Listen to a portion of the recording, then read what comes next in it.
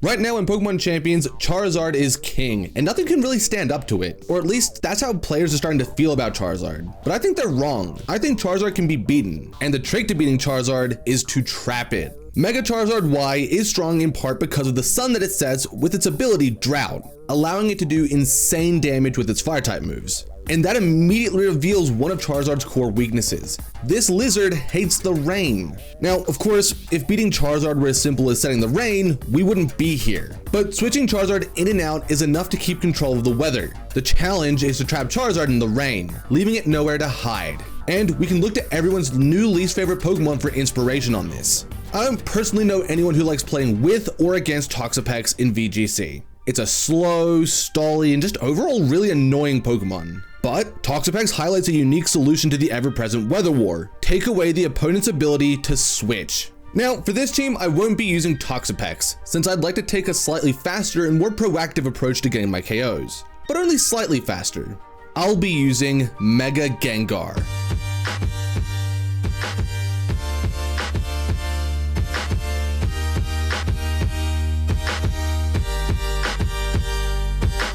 From here, the strategy needs no introduction, but I'll give it one anyways. Parastrap, sometimes referred to as one of VGC's hardest strategies, is an uncommon but scary archetype. The main goal of a Parastrap team is to use the ability Shadow Tag in tandem with the Parasong to ensure that both of the opponent's Pokemon are KO'd in 3 turns. Rinse and repeat the process one more time, and you've won the game. The concept is very simple, but executing is another beast. Really, what you're trying to do is mitigate the amount of resources that you spend per Parastrap. This means keeping both your Pokemon count as well as their individual HPs as high as possible. Doing this is important, especially with the first trap, since you need to still have enough resources to actually win the game, whether with another trap or with good old offense. In the end, preservation is key, and losing a Pokemon or even just a little bit too much HP can be the difference between winning and losing. All that's to say, I've got my work cut out for me. For this team, I'll be using a bulky Gengar that can take an Adamant Life Orb stopping tantrum from Garchomp after an attack drop. This is by far the most common and powerful physical attack that I'll need Gengar to take in a pinch. Next, I'll add a little bit of special defense to help improve my odds against some of the more offensive Farigiraf sets that have been cropping up. Now, when it comes to Parastrap, speed is key, and by that I mean being as slow as possible is optimal. Unless you're Mega Gengar. This is because Mega Gengar has a high natural speed paired with low natural bulk. I initially had Gengar at 190 speed to beat Froslass and Sneasler, but in looking at the matchups, it didn't really make sense to be that fast. Moving before Sneasler is nice to prevent Dark Claw variants, and moving before Froslass is nice if you want to attack with Gengar. But these aren't necessary, and to beat anything faster, you'd have to spend a lot of stat points, which ends up taking away from your valuable but limited stat points. For this reason, I'm shaving 10 points off of Gengar's speed. This frees up a lot of stat points to spend on bulk and power, and it doesn't come at a big cost since Gengar still outspeeds common Pokemon like Maushold and the base 110 speed Mega Evolutions. In terms of special attack, Gengar is set up to have good odds to Oko, Life Orb, Goldengo that have a little bit of bulk. This is really important since Goldengo is immune to Parasong thanks to its ability Good as Gold, and thus has to be KO'd manually. For the moves, I've got Protect and Parasong, which are essential for the strategy to work, and I'll round out the moveset with Disable and Shadow Ball. Disable is used to shut down attackers when I want to avoid KOs on my side of the field, this being particularly important against King Gambit, who is hard to KO quickly with Parastrap, and I have Shadow Ball to KO Ghost types whenever necessary, this being super important because Ghost types can always switch off the field even when I have Shadow Tag active. The core concept of the team is Parastrap, but that alone isn't good enough. Parastrap is being brought in as a part of my solution to Charizard. But it's all too easy for Gengar to end up in these positions where instead of trapping Charizard, Gengar ends up being the one trapped with Charizard. So I'll add my catch-all solution to Charizard, Politoed.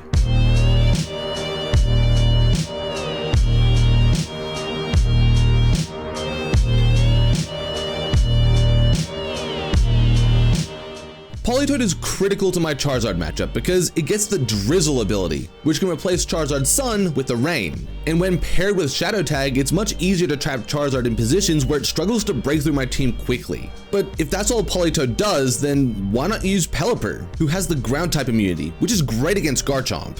Well, the big reason to use Politoed is because it gives me access to another Parasong Pokemon. This is useful in endgames where I've taken 2 KOs since it allows me to use Parasong to win, even without Gengar. And that translates really well to the rest of my team since, spoiler alert, I'll be using an alternate strategy when Parastrap isn't looking so strong. For bulk, Politoed is trained to survive modest Solar Beam in the sun from Mega Charizard. Now, this may seem silly since I'm using Politoed to set the rain, but Charizard's domain expansion, the sun, can be set after I switch Politoed in, so it's still important to take big attacks from Charizard.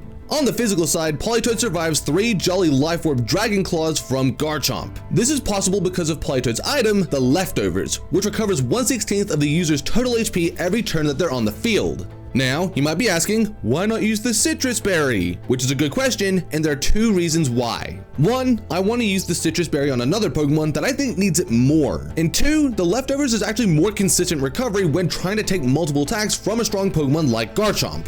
Now, because Garchomp does 44 to 52% of Politoed's HP with Dragon Claw, the Citrus Berry is not guaranteed to activate.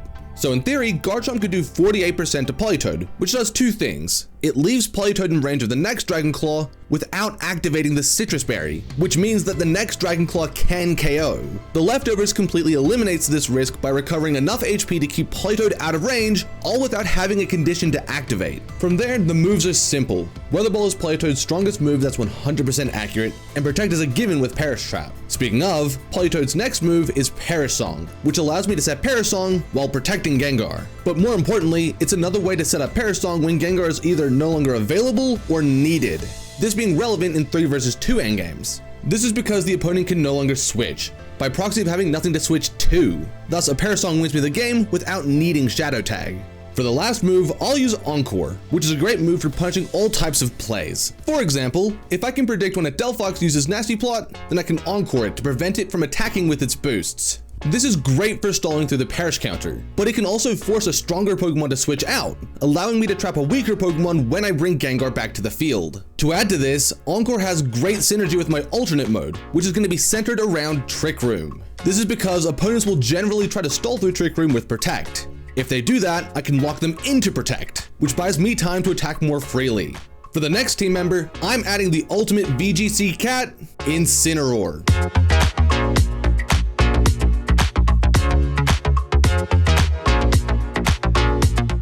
Fake Out and Parting Shot are 2 of the best moves for facilitating Perish traps, and Intimidate is one of the best abilities of all time. Fake Out allows me to stall a turn of the Perish counter without protecting. This means my Pokemon are vulnerable for 1 less turn during the trap, and Parting Shot allows my Pokemon to switch around without breaking the Shadow Tag lock. This is important since my own Pokemon are also affected by the Parasong, and eventually will have to switch out as well, so having a way to pivot without breaking the Shadow Tag lock is really important. And next I have Throat Chop, which is a strong dark type move that blocks the use of sound-based moves, which actually comes up pretty often. Moves like Parting Shot, Hyper Voice, and most importantly Roar all fail after the user is hit with Throat Chop. Roar in particular is important because it goes through Protect, and it can break the Shadow Tag lock by forcing Gengar to switch. Lastly, I have Protect, which despite not being normal on Incineroar sets, is relevant on this team for mathematically guaranteeing my wins when I go for Perish traps. Now, Incineroar's stats and item are super important for helping me mitigate this team's worst matchup, Garchomp.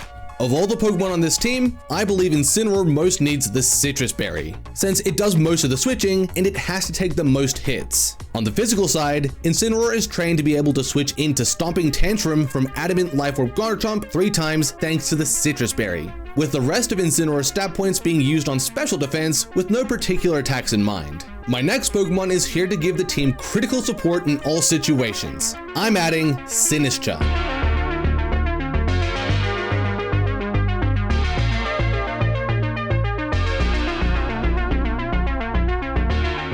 Sinistcha is here to be a health pack for all of my Pokemon.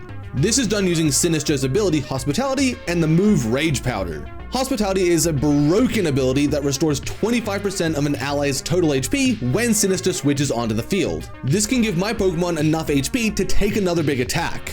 this being critical to helping me stall through perish counters. And Rage Powder forces all Pokemon to target Sinistcha with their moves. This is perfect for buying time to do almost anything at little to no risk. From there, the rest of Sinistcha's moves are easy: Protect, Matcha Gotcha, and Trick Room. Matcha Gotcha is Sinistcha's strongest attacking move, and it comes with the added benefit of recovering 50% of the damage dealt to the opposing Pokemon. This offense is particularly important for reasons that will become clear soon. Next is Trick Room, which is the core foundation of my alternate mode, the one that I'll use when Perish Trap doesn't work or look as strong as Trick Room. Politoed, Incineroar, and Sinistcha all have solid natural offense, so I can rely on them to be solid Trick Room attackers that help enable a sweeper. Lastly, Sinistcha has Protect for Perish Trap endgames, but I'm not going to be mentioning Protect from here on out because all of my Pokemon have Protect for the same reason. Now, my Sinistcha has some weird stats. At least they're weird relative to the item, the Focus Sash. This item allows the user to survive any attack that would otherwise take the KO from full HP. This is useful for setting Trick Room since Sinistcha won't go down to common attacks like Kowtow Cleave and Sun Boosted Weather Ball. But in spite of my item choice, I'm still running bulky Sinistcha, and on the surface, that's very counterintuitive. In reality, I'm using my item and stats to solve separate problems.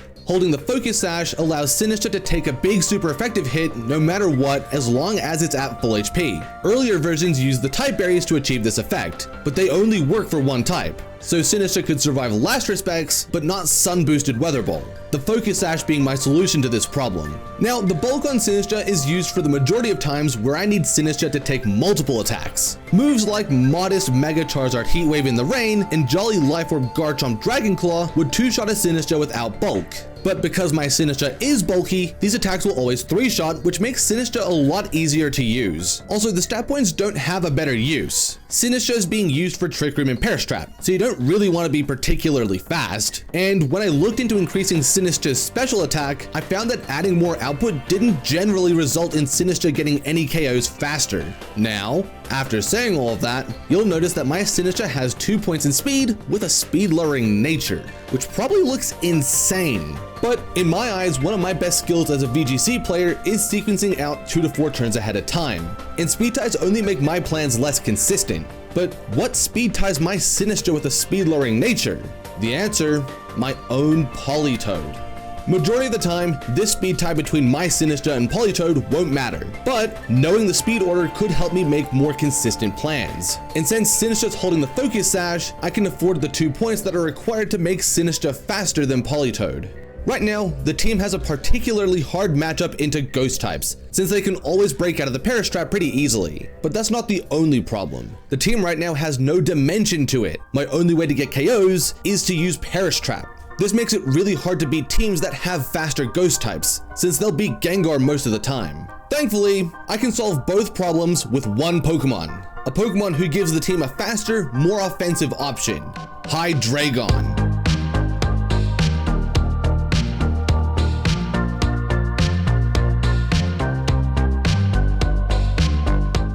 Hydreigon puts pressure on opposing Ghost-type Pokemon like Gholdengo, as well as the ever-important Garchomp, allowing for safer Perish Traps. And at the same time, Hydreigon can serve as a better pivot than Politoed and Sinistcha when I want to get Gengar on and off the field. Now, I can already hear what you're saying. Hydreigon doesn't work in Trick Room. Why not add something slow? And that's a good point, but I have something better in mind to round out my Trick Room core. Besides, being fast doesn't mean being useless with Trick Room. As an example, I can use Hydreigon at the start of games to spread damage and set up KOs for my Trick Room sweeper, before I actually set the Trick Room and go for game. This makes it a lot harder for the opponent to stall through my Trick Room since I'll need a lot less time to actually get KOs. And that means I end up with a much bigger advantage every single time the opponent is forced to be vulnerable in my Trick Room. From there, I'll use Protect, Nasty Plot, Dragon Pulse, and Dark Pulse, which allows Hydreigon to hit the aforementioned Gholdengo and Garchomp. Nasty Plot is here to be another win condition if the opponent can't deal with Hydreigon and my support Pokemon quickly.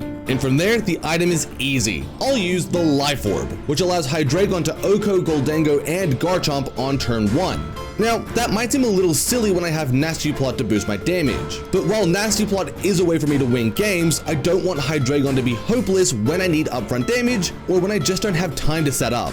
For stats, Hydreigon has enough special attack to get important KOs against Ghost types and Garchomp. And for speed, Hydreigon is fast enough to move before any Pokemon that are speed creeping max speed Modestar Caledon. And for bulk, Hydreigon has enough HP to take the minimum amount of recoil from the Life Orb. On the special side, Hydreigon is trained to have good odds of taking 2 modest Sludge Bombs from Sleep Powder Venusaur after 1 round of Life Orb recoil. On the physical side, Hydreigon can take an Adamant Life Orb Dragon Claw from Garchomp after an attack drop. And to add to this, Hydreigon can always take Jolly Dragon Claw from Garchomp without a boosting item, this being nice against Citrus Berry Garchomp.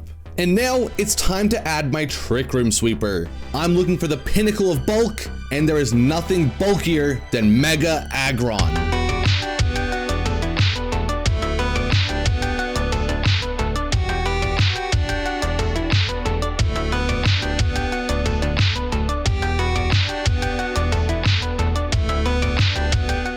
For this team, I'll use the standard Iron Defense Body Press Aggron, with the addition of Stone Edge to help me beat Charizard. What sets my Aggron apart from the rest is how I've trained it, because I'm making sure that my Aggron works with and without its Mega Evolution. The idea is that with the Sturdy ability, I can use Aggron and Gengar at the same time to give me more options for Perish Traps. But there's actually one more big reason to use non-Mega Aggron. It's typing. Before Mega Evolving, Aggron is a Steel and Rock type, but after going Mega, Aggron loses the Rock type and becomes a pure Steel type. This causes Stone Edge to lose the same type attack bonus after Aggron Mega Evolves, and that matters against Charizard. At -1 attack, Mega Aggron can miss the OHKO on very bulky Charizard. This compounded with the chance to miss makes Stone Edge very unreliable. Now, realistically, this ultra giga bulky Charizard isn't likely to come up, but it would really suck to lose a game because I hit a 4 times effective move that didn't KO. Now, base Aggron at -1 attack doesn't have this issue. Stone Edge will always OHKO all standard and realistic Charizard sets. Even at -2 attack, I'd expect Stone Edge to OHKO the majority of Charizard. This makes it so the only risk is Stone Edge missing. Thankfully, I can reduce the impact of a miss by doing one of 2 things. 1, keeping control of the weather while I use Mega Aggron. Or 2, keeping base Aggron at full HP in Trick Room when I start using Stone Edge. Now for training, Aggron has most of its stat points in HP and Special Defense, with a few points in attack. This gives Aggron a 75% chance to take modest Charizard Heat Wave in the sun, which is really helpful when I'm in a pinch. For attack, Aggron has enough attack to more or less guarantee the Charizard OHKO at -2 attack against sets with a little bit of bulk. And since I'm using Iron Defense on a Pokemon with base 230 defense, I'll forego using any serious amounts of defense investment. So, that's the team. Can Perish Traps still work in Regulation MB? Let's find out.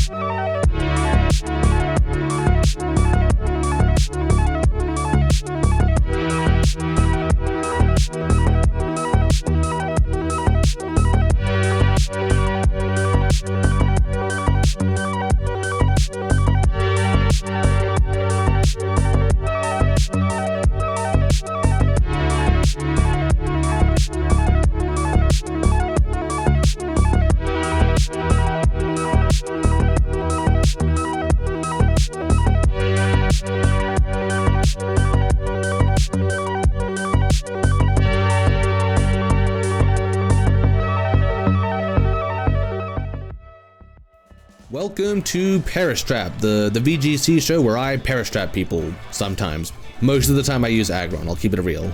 Okay, speaking of Aggron, I don't think this is an Aggron game, because I think Perish Trap actually looks totally solid here. Like, yeah, you can't Perish Trap Sinistcha or Incineroar easily, but if you sequence out the turns right, it's very possible to Perish Trap both of them, so I'm not going to complain. I suspect that those are the right 4, because you'd love to have a pivot for Swampert specifically, because you don't want to lose Incineroar, and you don't want to risk Sinistcha's Focus Sash in some positions. Also, having the Hydreigon lets you just do damage to Pokemon like Sinistcha, and sometimes even Swampert, who can escape the trap depending on the sets. Swampert Incineroar. I like that. I like that a lot. Because I actually don't need to go for Perish Trap here at all. We do verify that at worst we're speed tying the opposing Incineroar, In theory, the highest value thing that the opponent can do is fake out my Incineroar and Earthquake. I think leaving Hydreigon on the field is a death sentence. Sorry, leaving Gengar on the field is the death sentence. I could just fake out and then switch to Sinistcha and just force the fake out to actually go on to Incineroar, I guess. I mean, that just doesn't change what I want to do on the second turn, where Parting Shot does change what I can do on the second turn. Hydreigon this turn, let's get to work. They do Mega Evolve. It could be like Scarf or like Giga Speed Incineroar that's here to click ultra fast Parting Shot and get Pelipper to the field, but I think that's super unlikely. Okay, they do just fake out. I guess Protect is probably the safer play here. Oh, they go for High Horse. Oh, it's onto Hydreigon, okay. Yes, wait. Perfect. So now my play becomes slightly more interesting because like, I probably don't take Wave Crash all that consistently. There's also a chance that they're running Ice Punch, and I don't necessarily want to take an Ice Punch with Hydreigon knowing that I'm not going to move first. Okay, here's my thought though. If I take Ice Punch, I just Parting Shot off of Swampert, and either way I end up in a position where I'm bringing Sinistcha in to protect Machagacha and pressure the Swampert. I'm surprised they hard switched to Pelipper here actually, because, well, I could Dark Pulse flinch them into Oblivion or do tons of damage, so I guess it makes sense. They do Ice Punch. How much damage? That's a fair bit. No freeze. That's the key detail. Nasty Plot goes up. If that's a Citrus Berry Pelipper, which I suspect it is, then I'm looking a lot better for wear here. Because the good news is Swampert's at -2 attack, and Sinistcha's hitting the field to save Hydreigon. So I'm gonna have a lot of output, and I can just switch back to Incineroar to save my Sash. The question is, does it make sense to attack Swampert here? In my opinion, the answer to that question is no. I'm spending all this effort on reducing Swampert's output. Let's just kind of leave that be. Archaludon to the field. Love to see that. Because I'm taking Sinistcha off the field. They wanted to catch a Machagacha. I'm not giving them that. And now I'm Dragon Pulsing the Pelipper. That probably KOs. Yeah, perfect. Because now I'm pressuring Fake Out on Swampert, so they can't just bring that in. They have to bring Incineroar in. Which means that they're wasting their limited rain turns, because I didn't bring Politoed, did I? I'm pretty sure I didn't bring Politoed. I really hope I didn't bring Politoed. Yeah, I think the bad play here would be letting Hydreigon take a Dragon Pulse. So I'm okay taking a Fake Out in theory. I guess my question is, do I have to do that? Like, is that even necessary? Because like I could bring Gengar in, trap the Archaludon, and disable it, and then I can just take it out more aggressively, or I can just go to Sinistcha. Let's do that.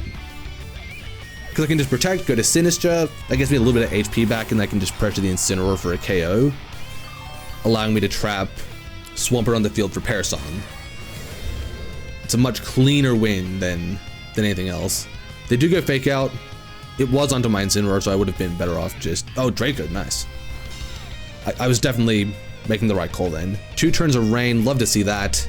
I feel pretty safe just to push big damage button on Incineroar, because the sooner I get rid of Incineroar, the easier it is to Pair Strap this Archaludon, because I don't want Incineroar escaping the trap. I don't want any Pokemon escaping the trap for that matter. How much damage? It's a one-hit knockout. I might genuinely be able to just win this whole game off of Hydreigon's offense. So I've done all this work to set up a Parastrap, but I don't even need to Parastrap the remaining Pokemon, because I can just Rage Powder. Heck, I don't even have to Rage Powder actually, because I can just Protect, go to Incineroar, Fake Out, Dragon Pulse the Archaludon, and then you go back to Sinistcha and you do some stuff like that to set up the Dragon Pulse on Swampert, and then you kind of just win off of that alone. Okay, so we're looking at a Zard Rain team. That's pretty good. I wouldn't be entirely inclined to bring Politoed again, but I do like the idea of having Politoed. It's a 50-50, yeah? Because I'm pretty sure we're looking at Scarf Basket Legion, so I'm probably looking at some combination of these 3 again being my main strategy, since Hydreigon just matches up so well into this team outside of the Spirit Break Grimmsnarl, but I can cover for Spirit Break with Sinistcha as an option. I could also go down the route of Aggron, but that feels like a little bit dangerous, because you're looking at Last Respects, Weather Balls, Electro Shots, moves like that. Even Earth Power could come up. So you're just looking at a few moves that are just a little bit too strong into Aggron here. Grimmsnarl Charizard's not the lead I was expecting.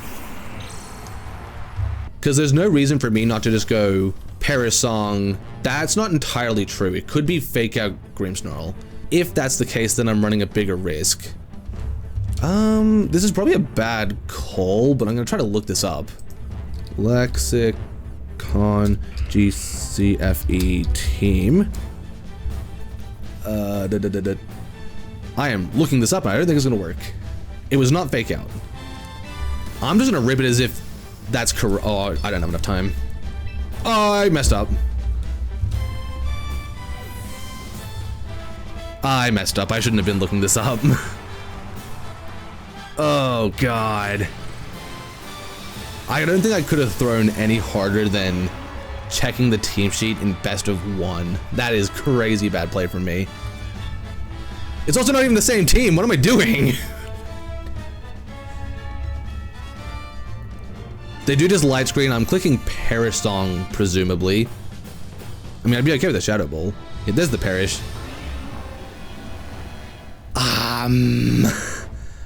Yeah, I'm not trapping either, so I've really messed this up big time. The good news is this does give me offensive positioning.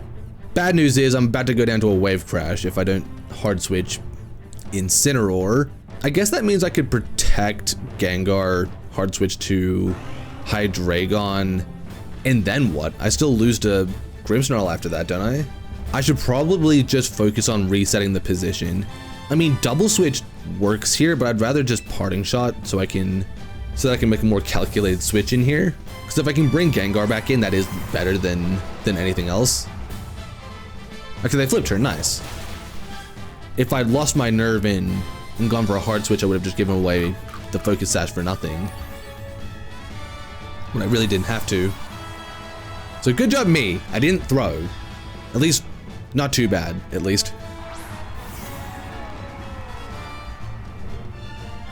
Sweet. That gives me a good indication of the Pokemon that they've brought themselves. They're probably calling that I brought Politoed, okay. Politoed in particular. I probably want to bring Gengar to the field, to be honest. Yeah, if I go Gengar to the field, I think it's very unlikely that they're using a fairy type move here, but it'd be very nice if they were. What? Sure. Yeah. What? I lived? I'm very unhappy. I'll say it. I'm very unhappy. That really sucks. I'll just say it. I don't know what world you're ever spirit breaking a poison type, but sure. It worked, so I guess I can't complain that much, but also I kind of can complain exactly that much because it's a very silly play to make. The good news is I can actually trap Grimmsnarl and start progressing the Archaludon KO. If I had Politoed, I'd be looking a lot better, because then suddenly losing all of Hydreigon for free isn't actually that big a trade. But here we are. I assume they're getting the KO on Hydreigon here, which is kind of what I'm betting on. Dragon Pulse, how much damage? I'm expecting 30%. 25. Jeez. I need to Parasong this thing, don't I? Come on, click Dragon Pulse. Into the Gengar, really? That sucks. That sucks so much. I mean, Grimmsnarl's the only thing that's trapped. What I could do is I could say, you're forced to switch something in on Dark Pulse here, and that's getting trapped with Parasong. I don't hate that. It's not great. They do Parting Shot. I kind of expected that to be their play. If I got Ints into the field, I could have faked out, but they didn't take the KO. Which makes a lot of sense if you're trying to save your Pokemon count, because I'm not doing a lot of damage here. Yeah, I desperately needed Politoed. That's what I'm noting. Dark Pulse lets me get some damage onto Charizard though, which could come up, but I don't think it will. I would love to see a mistake with, like, I don't know, Electro Shot or something random like that. They do this Dark Pulse. That's the right play objectively. Doesn't do much though. You know, this isn't feeling so impossible, because I can go to Sinistcha. That gets my Gengar HP back. I immediately just protect Gengar, switch to Incineroar. Yeah, you know what? I'm just gonna rip it. I feel like I have a good sequence here to get a double knockout. The question is that good for me? The answer is no. The issue is that I lost Hydreigon for free, which is probably just the end of the game no matter how I play it, but it is certainly nice to try and believe. Oh wait, I have a better play on the next turn, which is to fake out disable the Charizard depending on what it clicks. Since I could actually reduce damage on Sinistcha. They do Mega Evolve Charizard. What I want to see is Heat Wave, and then I can just fake out disable it and then protect, and then probably just switch Parting Shot is my last play. They do Heat Wave, I'd like to see that. How much damage? Still a lot, to be honest. That's still a lot. Ah, they got the read perfect as well. That really sucks. With all the HP they're getting back, it's going to be really hard to stall through this consistently. I think now my play has to be fake out Charizard, disable Archaludon, so that I can get through this turn without losing both Pokemon. Ah, yeah, I think that has to be the play. They protect Charizard. Oh, they double protect, okay. That's interesting. Oh, right. They expected Parting Shot. And if I'd called that out with the self Parting Shot play, I would have actually won. Like, it would have been on the spot. That I get those two for free without losing any HP. I actually gain HP doing it, so... I can't win without Sinistcha, and I can't win without Gengar. I need Sinistcha's Sash attack, and I need Gengar alive. How do I get that position? Good news, I can't, because I didn't reset Gengar's position. Uh-oh. Okay, here's my win condition. I don't think it really matters what I click Parting Shot into. In theory, it's probably best to click it into Charizard because that's the one that does damage. I think I need them to double Incineroar and miss Sinistcha. If they miss Heat Wave on Sinistcha, they don't. That's game. So I don't see how I survive Dragon Pulse at this point.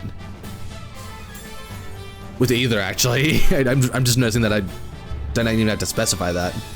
They Flash Cannon. I don't fully see the vision on that, but also this probably just is the game being completely over now. If it's not Scarf Basculegion, I guess I have a chance. Yeah, if it's not Scarf, I have a chance, because one option I have is just a critical hit, Throat Chop, and then something like that wins me the game, I guess. I was so close. It's honestly, this whole game's coming down to a really unfortunate Spirit Break into Hydreigon that you would never, ever predict, to be honest. Number one, I expected foul play. Number two, if they had Spirit Break, I didn't think they'd be clicking it into the Gengar slot. What do you... It's annoying. I really hate that it doesn't reorganize, because it always confuses me. Because, like, if you think back to, like, Scarlet and Violet, they would reorder the team slots, so that the Pokemon that's in battle is at the top. But now it doesn't do that anymore, and it always confuses me, because I'm like, Incineroar's already on the field, perfect, I'm going to quickly send out the Gengar. And even if I knew that Gengar was on the field, it still confuses me and makes me think about it, and that's dumb. Changing it now was silly. The system doesn't need to change. Why change it? I can still win, maybe. Since they have to click Last Respects, the question is basically just, are they willing to risk missing the KO and having me crit? Objectively, they shouldn't do that, but, you know, maybe they will. Also, why is my internet being so difficult? Also, why did it sap, like, 80 years of my time for genuinely no reason? My win condition here is just to critical hit the, Basculegion. Or potentially have something come up that would indicate they're not a Scarf so that I can win. So I should take Spirit Break. I take that pretty well, actually. So there's actually a chance I live the next one.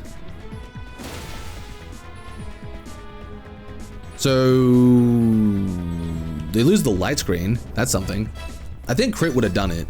Given the position, my best play is just to run it back and say if I hit double protect and I survive and I hit a high roll on Throat Chop or a critical hit or something to that effect, then I knock out Basculegion. I don't hit the double protect, this game is over. No matter how you play it. Yeah, that's a shame. I mean, genuinely, I feel like the whole game came down to Hydreigon getting hit with a freakish. It was a speed tie? Huh. Also, I definitely max rolled on that first throat chop. Really? You didn't have to style points on me. That's kind of rude. Because I actually believed that a double protect would have mattered, and it just wouldn't have. That's a frustrating game. I'm not sure if they just went for a read and got it right, or if they were just out of good plays, so they decided to click Spirit Break. But the fact that they got that Spirit Break on Hydreigon, even though Spirit Break into Gengar isn't really a good play, is certainly frustrating. So I don't know what I could have done better, to be honest, because my plan actually would have worked, like broadly speaking. So yeah, I don't know how to feel. This is also a really bad matchup in particular. Like, this one really specifically is terrible for my team, because the main goal is to trap the Staraptor, because that's the ultimate problem. It's really hard to KO Staraptor manually with this team, so you kind of have to Perish Trap it. The issue is that everything else around it is really hard to Perish Trap.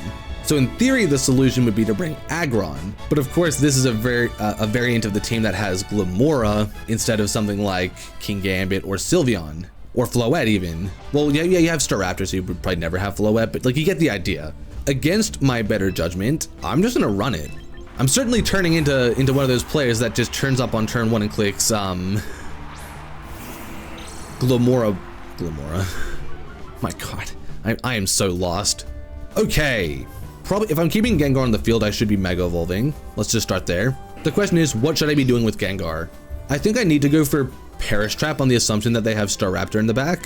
What I think the best play is to Perish Song and fake out Glimmora. I don't think I have any choice in the matter. I have to fake out Glimmora no matter what, because letting it click Power Gem or Earth Power for free is a death sentence for one of my Pokemon, and that's not good. Whimsicott protects. Does Glimmora protect? Ooh, wait. That's good. I like that. That's really good. Because, yeah, I actually don't care about chip damage on Incineroar.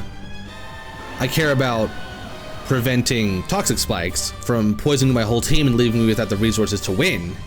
And this is the solution right here. Now they don't have a safe KO. Because I'd probably be best off putting Sinistcha on the field. Actually, no, I should keep Sinistcha's Focus Sash safe for the Staraptor. So I bring Politoed on the field, and then I just Parting Shot, I guess. Glimmora is the one that actually does damage that matters.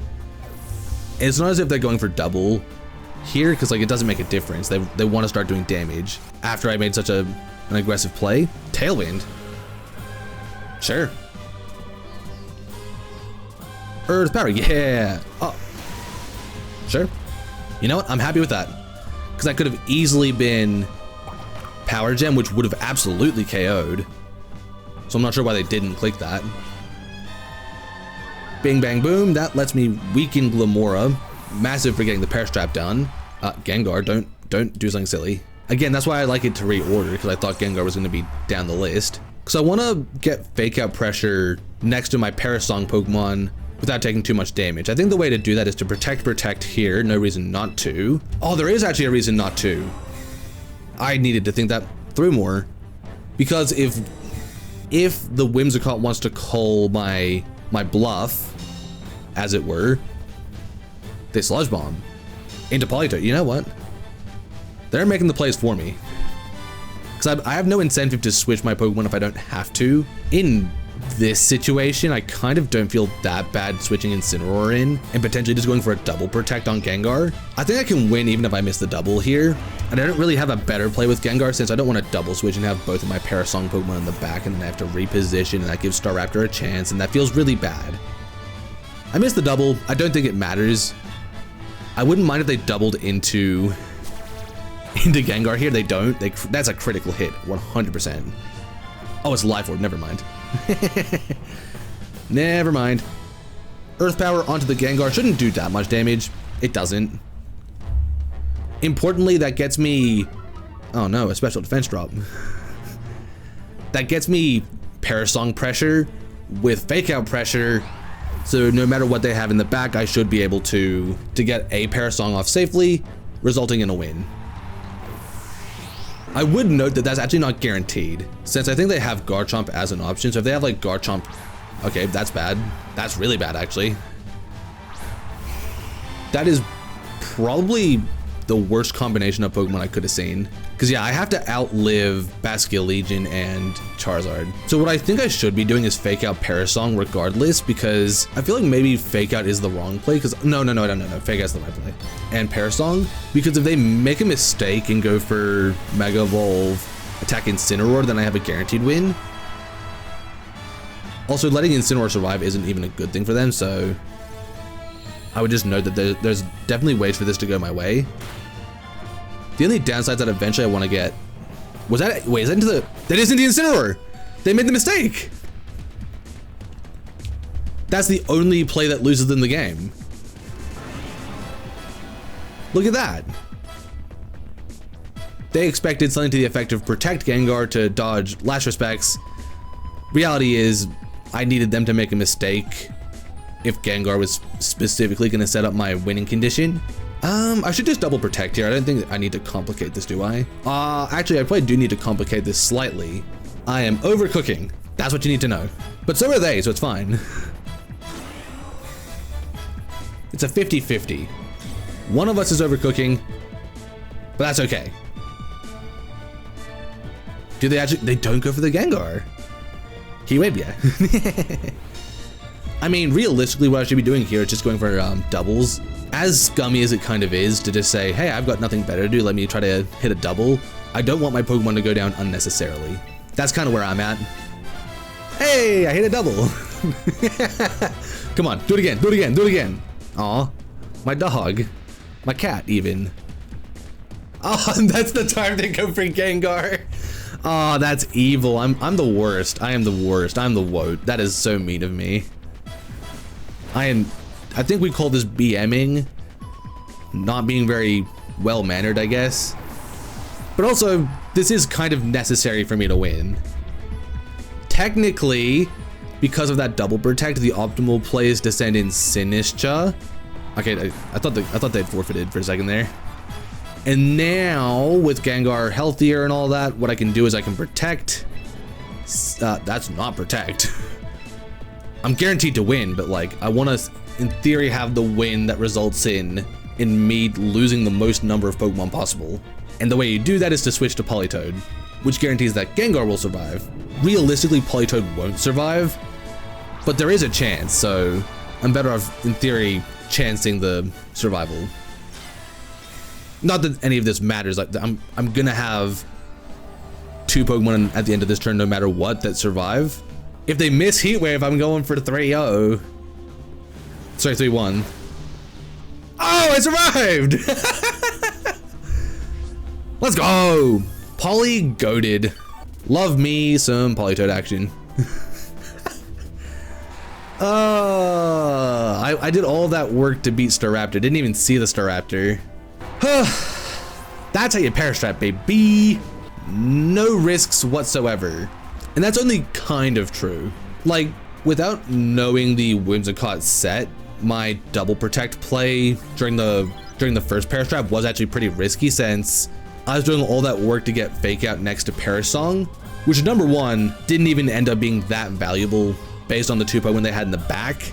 But also, if they had Encore and they called the 50-50 on which Pokemon switched, and Encored the one that stayed in, then I would have been in really big trouble, since I'd have Fake Out pressure, but I have to reposition, which could have ended up in a position where like Garchomp, Staraptor is just kind of free to start completely blasting the Politoed or the Gengar slot, and there's just nothing I can do about it. So that was very much almost a very bad position, but it worked out. It also highlights one of the interesting things that you need to do against Parastrap, because beating Parastrap or even winning with Parastrap it's an exercise in optimization. Do you make the best play possible every single turn as a Parastrap player? Well, now you're probably gonna win. But on the flip side, if you're the person who's having to play against the Parastrap team, are you consistently making the best play possible? Because if you are, then there's a good chance that you're gonna find a way to steal the game, or even where you can just find one call out that destroys the safe line that the Parastrap players thought they had. So as long as you're staying with those optimized plays, it's very easy to stay ahead or to keep control of battles with or against Parastrap. So we can kind of see with this game that the opponent stopped playing really hyper optimized turns with their Basket Legion, and that cost them the whole game because they actually should have won this. Realistically, their play is just get rid of Gengar, get rid of Incineroar, and then I just don't have the resources to stop Basket Legion and Charizard consistently. Okay, we're looking at another Staraptor, and yeah, Sneasler's a little bit scary, yeah, Rotom's a little bit scary, yeah. A lot of these Pokemon are just a little bit scary. It's only that, a little bit scary. We're realistically looking at probably Sash on, that's not Sneasler, that's Weavile, maybe Mega Glamora, but if it is Mega Glamora, that's one more reason not to use Aggron. So, kind of feels like I'm going Perish no matter what, and then just relying on Politoed to pressure Glamora as my main solution, because like Politoed does good damage to the frailer Pokemon. Tink Weavile.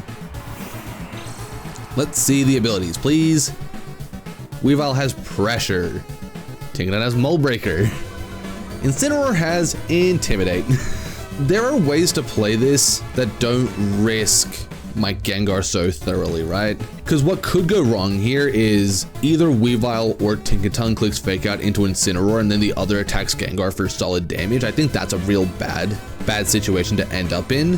So what I'll do is I'll aim to weaken the Weavile so that I can use Gengar more freely. Or eventually I'll end up in a position where I can attack and set Trick Room easily. Either of which is kind of the main position I'm going for. Tinkaton does use Fake Out. Does actually kind of decent damage, relatively speaking. We see the taunt on Weavile that would have moved first, preventing a Parastrap. I don't want to lose to E.I.D.L Weavile. Here's my thought, I'm pretty free just to Weather Ball switch to Gengar. My concern is basically just, do they have a reason to click a Dark type move into Incineroar? The answer is kind of yes. So I'm actually I'm stumbling over my words. But what I'm thinking is, Parting Shot's probably safer, even though I've seen the taunt. They do go for knockoff. If I'd gone for a defensive switch or something, I might have risked. That's crazy to me. But yeah, if I'd gone for a defensive switch, I might have ended up in a slightly awkward position, since I might have been taking a knockoff, which would have been really bad. So I'm glad I didn't switch around too aggressively. That's not as much damage as I would have liked on the Weavile, but it's not a big deal. Since both Pokemon have attacked, actually, I can just go to Sinistcha, reveal my final Pokemon, and get some HP back. Because I don't really care about Tinkaton, it does nothing.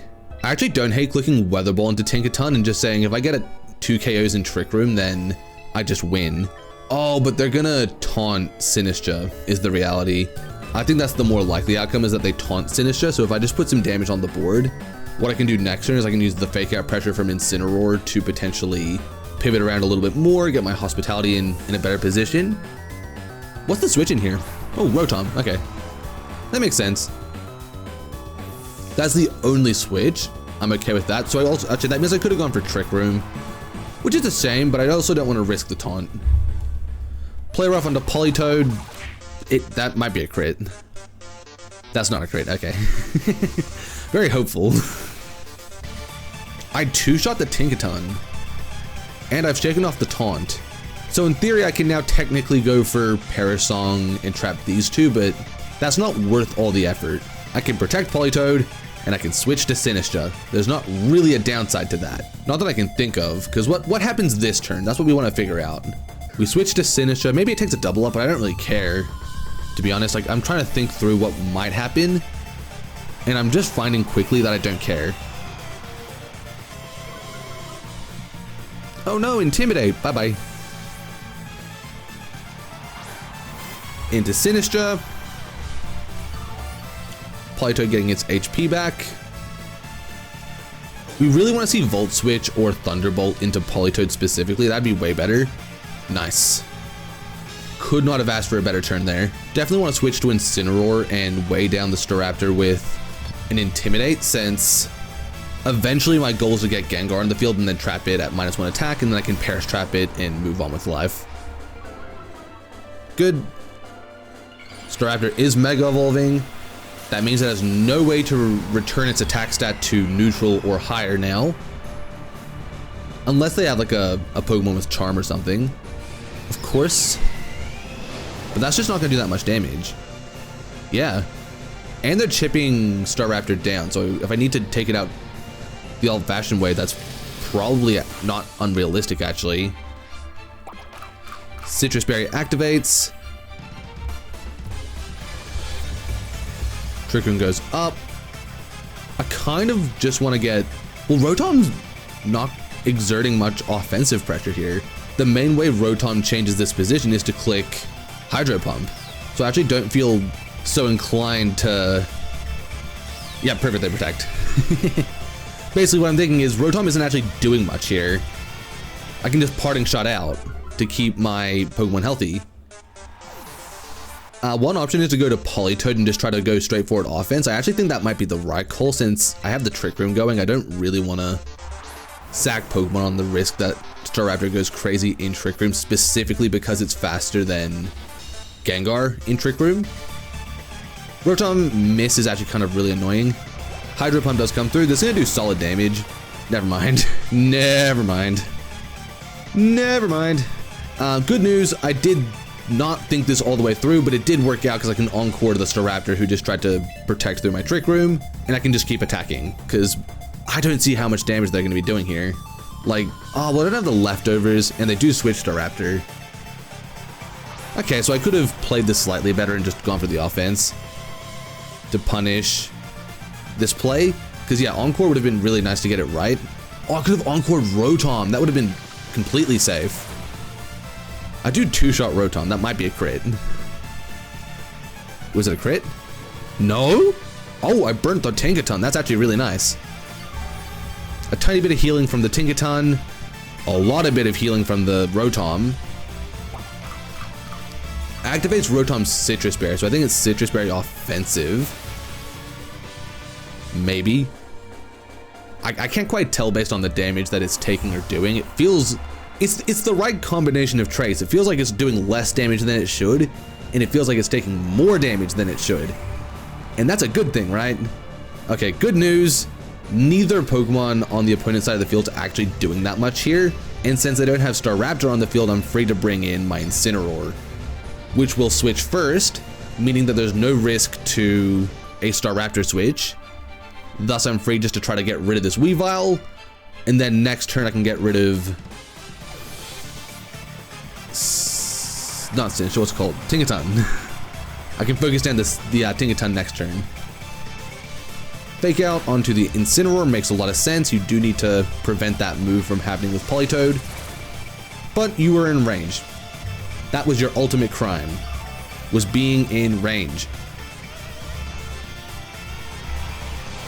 Weavile goes down, and I'm struggling to see how they're going to win this.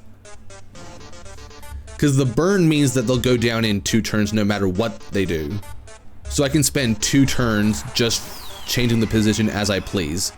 What I can do is I can Fake Out Staraptor, switch to Politoed, Protect, switch to Sinistcha, Rage Powder. That's not what I need to get a KO. Actually, that works, yeah. Because then when I do the Rage Powder play, they should be going down with Tinkaton, so the Perish Trap ends up working, as opposed to trapping only one Pokemon at a time. Gigaton Hammer onto Instant doesn't do anything. I'll be so real, that just doesn't work. Twisted Dimensions return to normal. Seems like a bad thing, but Sinistcha switches in as I protect Politoed. Tinkaton will go down this turn unless they switch it, but I don't know that they really care to switch it since Tinkaton just doesn't do anything here. Like, Play Rough is never going to break through in time. They can't use Fake Out. It's a useless Pokemon. The burn has made this so much easier. Politoed protects. We really want to see close combat here. Nice. That's really good. Play Rough. I mean, it doesn't do nothing. Oh no, the attack drop! This game is as good as over, because Tinkaton goes down. And that's what I've been working for all game, is a KO on the Tinkaton. Because now I can Rage Powder. Actually with Rotom on the field, it's probably not the safest Rage Powder, to be honest. Because they Brave Bird for the KO. Oh, that works though. That's fine. Because one option that I have is to switch to, I actually think Rage Powder switch to Incense is actually pretty safe. Because then I can just go Fake Out and Parasong, which will cover for all of their options if I'm not mistaken. I can also bring Gengar in instead of Politoed, which allows me to just go Disable on one of the attacks and then they have no damage. It does give Staraptor a boost, which is a scary thing to do. But if they go for close combat, then their turn is wasted. They go for Brave Bird, they make the right play. This is also slowly chipping away at Staraptor's total HP, so I could also just go for the offense if I really want to. Because they're pretty low now. Thunderbolt comes through to the Incineroar. Definitely offensive on the Rotom. With an attack boost, I need to have Gengar specifically switch in so that I can Fake Out. So do I want to disable Brave Bird? That's kind of my million-dollar question, because that could be a very consistent win con, is just to go disable and then Fake Out Rotom, and then I just win off of straightforward offense, since I don't think Gengar loses to Rotom here. Also, I can just disable Rotom next turn if I really want to. Fake Out hits the Rotom, prevents that from moving, really important. Disable prevents Staraptor from damaging Gengar, which should lock this game up. They Roost. Interesting. I don't think that works. It's probably more effective just to Parasong now. Do I protect or switch? I think I switch specifically, because Insync can win me this game if I do it right. Well, as long as I don't lose Gengar, it's fine.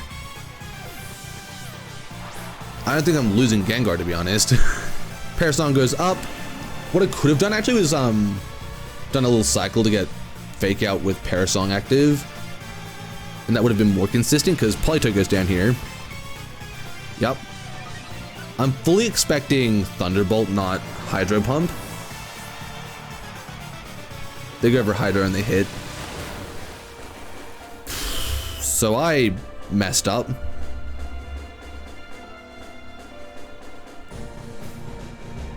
What's my win condition now? I need to keep Incin alive, since Incin is my only Pokemon that can win me the game now. The issue is that, okay, what I can do actually is I can disable all call that they click. They don't need to click Thunderbolt anymore though. So I can click disable, but it doesn't do anything. I messed up. I don't have enough resources to stall. And since disable's impacting Brave Bird already, I can't stop Staraptor from close combating. Okay, so here's my, I think I have a win con actually. So you get Protect to stall the first turn of Perish. This also confirms what move Rotom wants to click. If we see Hydro Pump here, I'm gonna look really dumb. Okay, they did go for Thunderbolt, I was right. So Incin has to survive, right? Yeah, that's the problem though, is that I still just need to triple protect Incineroar, don't I? Because there's nothing I can do to prevent close combat specifically from doing big damage to Incineroar. What I can do is I can disable Rotom to prevent Gengar specifically from going down, but I still need to triple protect with Incineroar if I want to win. Incineroar goes for the double, it fails. That is game. I can't see a win con now. It'll be close, but there's nothing I can do. If I had pivoted Gengar out, then I actually had a win con. So I was close. The problem is that my Gengar, I was actually very close. They went for, wow, that's so sad. I'll go for the protect and let them have the Perish Trap win, I guess. That's a really unfortunate way to lose because I just needed to switch Gengar out instead of Incineroar, or sack Incineroar actually. That might have been more effective. There are definitely ways to win this and I just didn't find it. I'm pretty sure, yeah, my Perish Count went first. Does that mean that is GG's? I was pretty sure I was faster, so that is a shame. That is so sad. I got so close. The big mistake was letting Politoed go down for free, I think. Oh, actually no, it was the Rage Powder play, because I could have, it was when they switched, I think it was when they switched Rotom, or it was, they did a switch somewhere in there where I could have, Perish Trapped them way more efficiently. I can't remember. It's when I sacked the Sinistra. I think I should have gone for Pear Song then. That's the solution to the problem.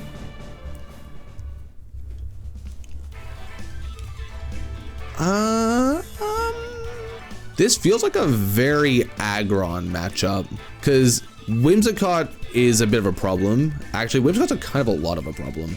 And to be honest, I don't dislike my chances of successfully stalling Metagross and Floette as the mega options. And I think, well, the issue is Garchomp. It's a lot harder to stall Garchomp and Basculegion in particular. It's not impossible, it's just really hard. And I actually don't think this team has a ton of good counterplay to Aggron and Trick Room, so I'm gonna keep it simple. Oh, do I bring Politoed here? Like, Politoed's nice for getting extra damage on a few Pokemon, but it's not like it's necessary for any KOs. Actually, Spin Zone. If I'm not bringing Politoed, I'm bringing Hydreigon, and Hydreigon definitely loses to Floette and Whimsicott, where I can definitely figure something out with Politoed when I see those two, because they are absolutely, one of those two is coming to the matchup. I'm certain of it. I do not think there's any world where they bring 4 physical attackers, which also that does highlight part of the difficulty for the opponent into Aggron, because they have 4 physical attackers and 2 fairy type special attackers, so they don't really have a great way of breaking Aggron fast. That's the instant Metagross lead, kind of good. There's a few good plays here, but I think the most straightforward play is absolutely the right play. It's to force the opposing Incineroar to click Fake Out onto my Incineroar by me clicking Fake Out into their Metagross, which basically says if you want Metagross to have a turn, then you'll Fake Out my Incineroar. And what I think is going to happen is they'll Fake Out my Incineroar, and then I'll get to Iron Defense after taking some damage. The problem for them will be is that I get more value out of Iron Defense than anything else. So if they take the time to prevent Aggron from moving, then nothing happens, or I get the more valuable Iron Defense. So it's a kind of a win-win-ish position. Metagross protects. What is the Incineroar doing? Not protecting. And it's not Fake Outing. Parting Shot. What does that do? Oh, wait, that's smart. I don't like that. You're mean. Into Whimsicott. That's annoying. Here's the thing, though. Whimsicott does come to the field, they have to Encore. They absolutely must Encore. They have no choice but to Encore. There is genuinely zero middle ground on that. They must Encore here. So if I so please, one option I have is just to protect and waste their time as I Parting Shot into Whimsicott. The idea is that I block the Encore with Protect. That means that next turn they have to go for Encore again. And since I'm switching out Incineroar for Sinistra with using the Parting Shot as the medium, I'll have Fake Out and Trick Room pressure on the next turn. Encore comes through, Parting Shot comes through, making it even harder for them to actually break Aggron. Into the Sinistra. Even though I have Iron Defense set up, there's no point keeping Aggron on the field when they can just Encore lock me for the rest of the game. I might as well switch to Incineroar and Trick Room. From there, I can focus on repivoting my Aggron in to click Body Press and Stone Edge and do solid damage across the board. Because again, there's nothing for Aggron to do here. Body Press would KO something if it wasn't about to be Encore locked. And no amount of boosts are gonna help if you're clicking Protect every single turn. Whimsicott switches out. Oh, that's annoying. Oh, no, it's fine. It's fine. Like, it's not great, but it's fine. Because presumably they Fake Out the Aggron to prevent me from clicking Body Press. Oh, my God. What a read. Truthfully, if that were me, I wouldn't be doing that ever. Because that is just a horrible way to lose. To say, you know what, they're not gonna let me, like, if I just Body Press there, then the game's over. I feel pretty comfortable just clicking Throat Chop onto one of these two. What I can do is I can go Throat Chop, Metagross, switch to Politoed, which covers most of Incineroar and Metagross's options.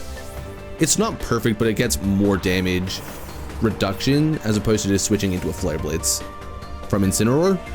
Metagross protects, I think that's fine. I don't really care, to be honest. Because at some point they have to, yeah, they Flare Blitz. That, I don't know what that does for them though.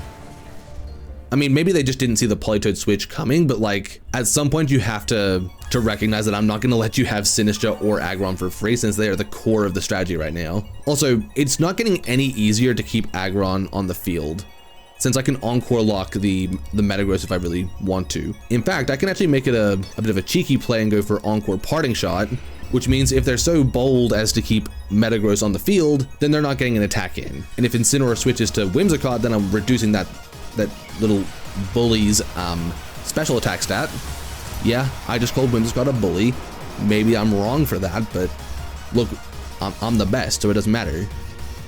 Parting Shot into the Incineroar prevents Incineroar from doing anything crazy here in terms of damage. Though truthfully, I'm gonna tell you that if I had Throat Chopped, I would have been in a much better position because they're definitely Parting Shot here. Yep, there's the Parting Shot.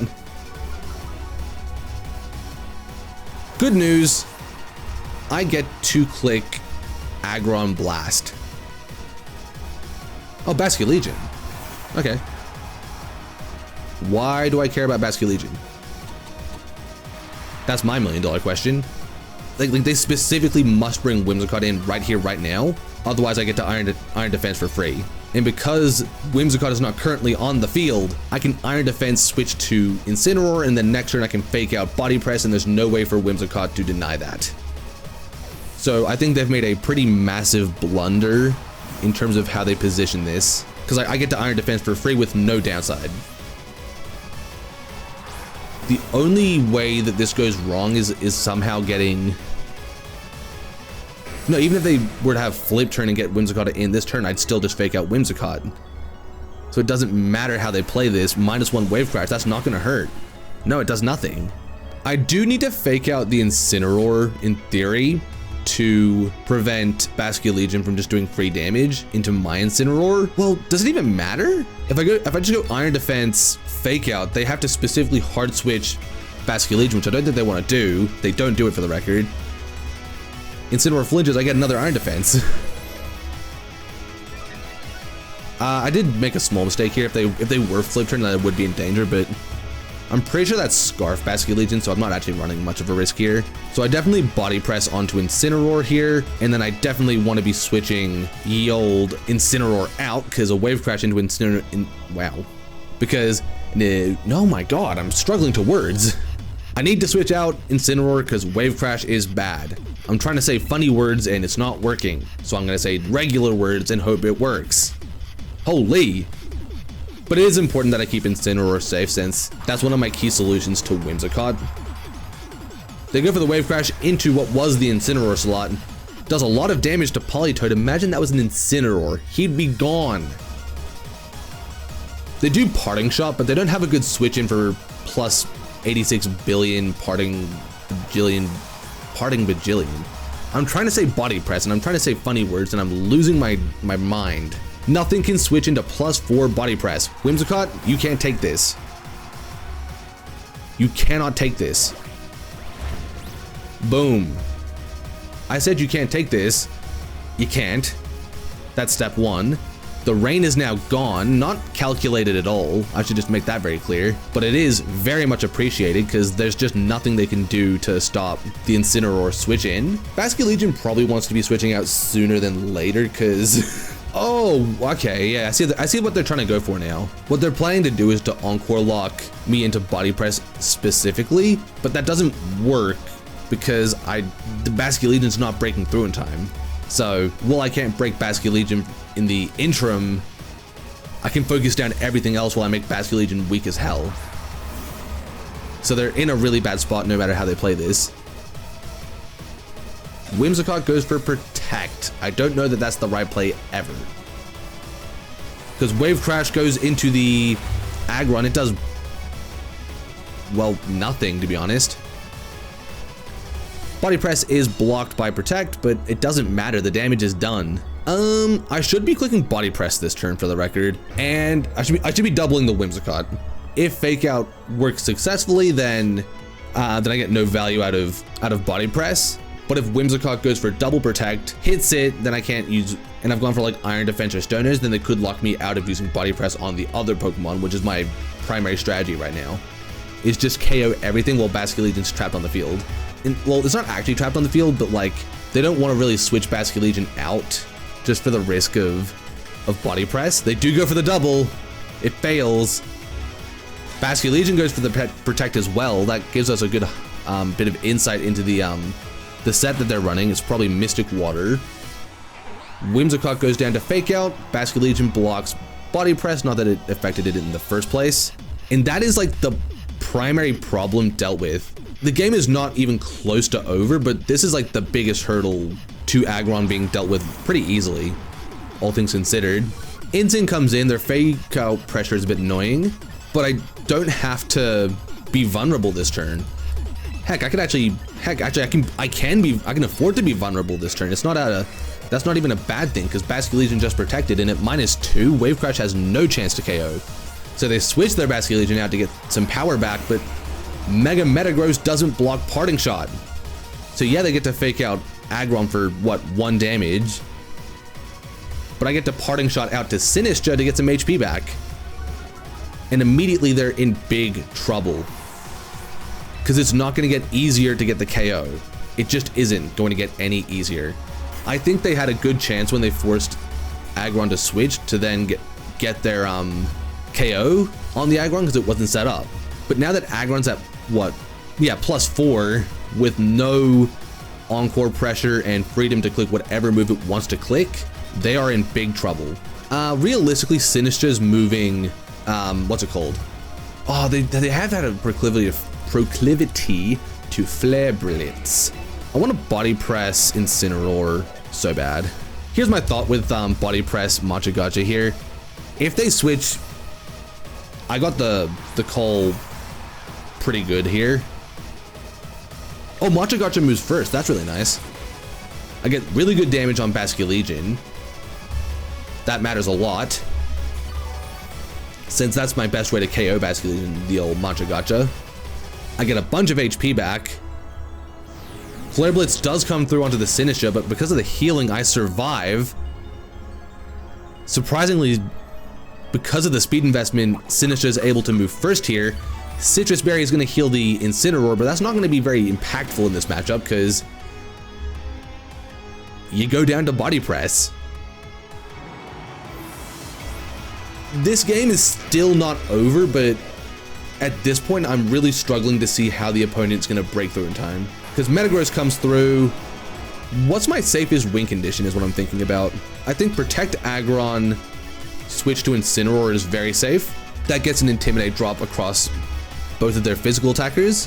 From there, I can Fake Out the Metagross and Stone Edge. If I miss Stone Edge, so be it. I just Protect, switch back to Sinistcha, and if Sinistcha survives, then I Rage Powder Stone Edge, which gives me, what, 3 chances to hit a Stone Edge, which is kind of crazy.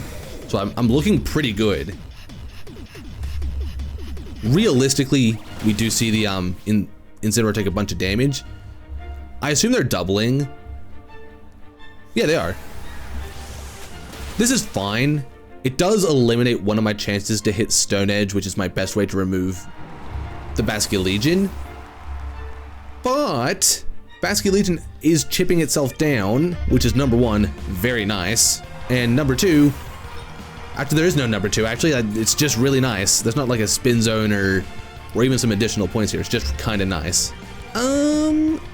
Do I want to make a call that they'll attack Sinistcha? Because I feel like they're not doubling Aggron, and I don't think they have a safe KO on Aggron ever. So if they double Sinistcha, if they erroneously assume that I'm gonna